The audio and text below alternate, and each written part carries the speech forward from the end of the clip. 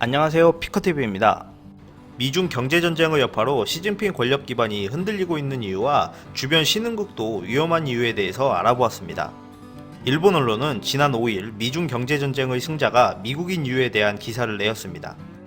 일본 뉴스위크에 따르면 미중 경제전쟁의 여파로 시진핑의 권력 기반이 흔들리고 있다고 보도하면서 중국 절강 지역에서는 이미 작은 공장들 30%가 도산하였다 전하고 있습니다. 이러한 예측에 있어 미국 경제와 중국 경제의 차이를 먼저 간략하게 이해할 필요가 있는데요. 미국 경제는 지극히 정상적이고 취업률도 높고 실업률은 지난 5년 동안 가장 낮으며 급여 수입도 증가하고 있는 추세입니다만, 중국은 외국 기업들이 철수하고 있어 하청업체 공장들이 줄도산하고 있는 데다가 관세가 올라갈 때마다 문을 닫는 공장들이 늘어나고 있으며, 외국 제조업들이 동남아와 인도 등으로 이동함에 따라 중국의 실업률은 급격히 상승하고 있습니다.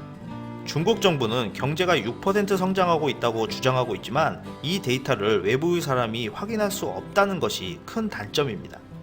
또한 중국 정부의 치솟는 국가부채는 자칫 주변 신흥국들의 금융위기를 유발할 수도 있는데요. 중국의 부채 대비 GDP 비율을 살펴보면 2007년도에 179.9%였던 부채 비율이 2018년도에는 293.3%까지 치솟았습니다. 미국 또한 부채는 2007년도에 비해 증가하였습니다만, 중국과의 차이점이라고 한다면 미국은 성숙한 시장, 즉 신용도가 높은 돈을 갚을 수 있는 능력이 충분한 국가이고, 중국은 신흥시장으로 빌린 돈을 못 받을 수도 있는 신용도가 낮은 국가이기 때문에 문제점이 크다고 할 수 있습니다. 지난 3일 서울에서 열린 BOK 국제 컨퍼런스에 참석한 라인하트 교수는 중국 중앙은행의 딜레마와 신흥국의 과다부채, 중국의 대규모 국외대출, 그리고 숨겨진 부채 등을 위험 요인으로 꼽았는데요. 중국은 자본 유출 등으로 중국이 경기 둔화에 대응할 수 있는 정책 수단은 제한적이고, 미 달러 강세로 인한 신흥국의 달러 부채가 증가하고 있다고 전하면서 저소득 국가들이 중국의 국외대출에 대한 채무를 불이행할 경우 주변 신흥국의 줄도산으로 이어질 수 있다고 전해집니다.